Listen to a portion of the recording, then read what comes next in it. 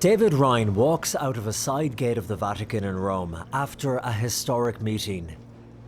For the past hour, he had been sitting in a small room in the Apostolic Palace with Pope Leo, telling him his story of being sexually abused by a priest when he was an altar boy in Ireland. His sincerity, his empathy, he felt my pain, but he hasn't experienced my pain, but he knows what pain I had gone through in my family. And just a lovely, lovely man, and what an experience to have. Wow. I'm so glad I've done it today. I really am so glad I've done it. I didn't hold back. I told him about the abuse, and he said yes, and I asked him, why are these priests still doing it? His sympathy, his empathy for survivors, myself and for my family and my close friends. He felt it, and he was sorry, and it was genuine. I knew it was genuine. It was lovely, and he took many a deep breath before he answered a question, which was kind of funny watching him taking his deep breath. But he was good. It was really, really good. Very happy. David Ryan, now 61, was abused as a schoolboy while attending Blackrock College and Willow Park in Dublin. He shared his story with EWTN in 2024 about how bad the abuse got when he was roughly between the ages of 11 and 17.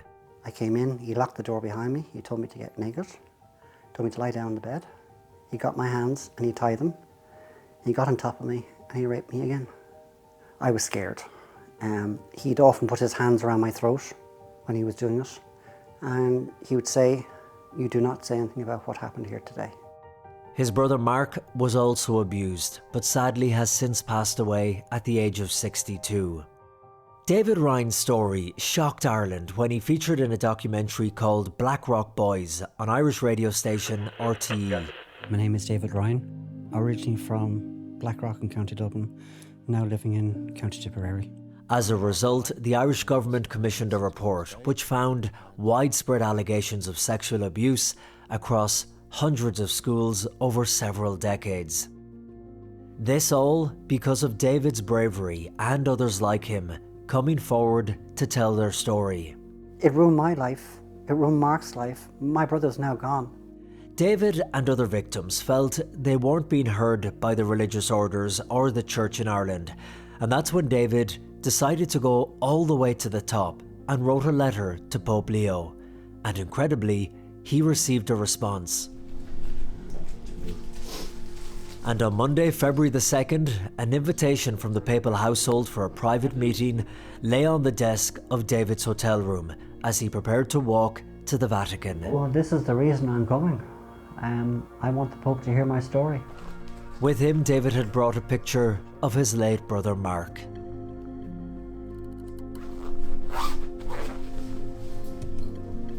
Leaving his hotel and walking to the Vatican, David was joined by Deirdre Kenny, the CEO of 1 in 4, an Irish charity that provides counselling and support to adults who have experienced sexual abuse.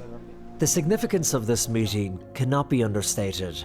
While Pope Leo has met victims of abuse in a group setting before, the Vatican confirmed that David Ryan was the first victim to meet one-on-one privately with the Pope. Just trying to take it all in. I mean, and Deirdre and I were walking up and kind of looking at each other and going, this is happening. The day has come. And after the meeting, which lasted almost an hour, I sat down with David, where he told me about what it was like inside that room with the Pope. I stood up, the Pope came out, and we both greeted each other. I shook his hand, he shook my hand, and he said, "Welcome, David, thank you for coming." And I said, "Well, thank you for letting me come. It's a privilege." Did you ask him for an apology? I did say I wanted an apology, and the first thing he said, "David, all I can say is I'm so sorry for your pain and hurt, what your family went through, what Mark went through, and the other survivors. I can feel your pain, but I don't know your pain." And he looked me straight in the eyes and "I'm so sorry for you." And that was all. Wow. But I could feel like an energy coming down when he said it to me, because I knew he meant it. It's like an outer experience for me. It's still kind of going down. I still can't believe I've been there. I thought this day would never come. And when you were going in, David, were you going in with the mindset that I want to get answers from this Pope? I'm angry. I want to confront him. I want to just share my story. What was your mindset like going in? Oh, Colm, I think you said everything, all the words I wanted. But I went in with the mind of, well, I'm not going to shout and scream because there's no point in having her. I just wanted him to hear my voice. I wanted him to hear my story, which he heard. He apologised in a way that I wasn't expecting. And his empathy towards me, it was just quiet and surreal. And I didn't hold back. I told him about being raped 3 times. Not a nice thing, but I said a lot of men are afraid to talk about it, and a lot of men don't cry. Well, I'm one of those now. I can try to talk about it. I have cried. How did he react, David, when you told him exactly what happened to you, and as you say, you didn't hold back? You could see him gasp when he said it, and just to see him, and his jaw dropped, and he just said, David, I'm so sorry. When you told him, David, about your own story and what happened to you, but how this has been the story for so many in Ireland, sadly, tragically, did you get the sense that he was aware of this, or this was new to him, or the scale of it, or how did he react in that sense? He was shocked to hear how many people have been abused, and the church hid it for so long. And I asked him why. Why were they doing this? And he said, David, I don't have an answer yet for you, but I will have an answer when I can.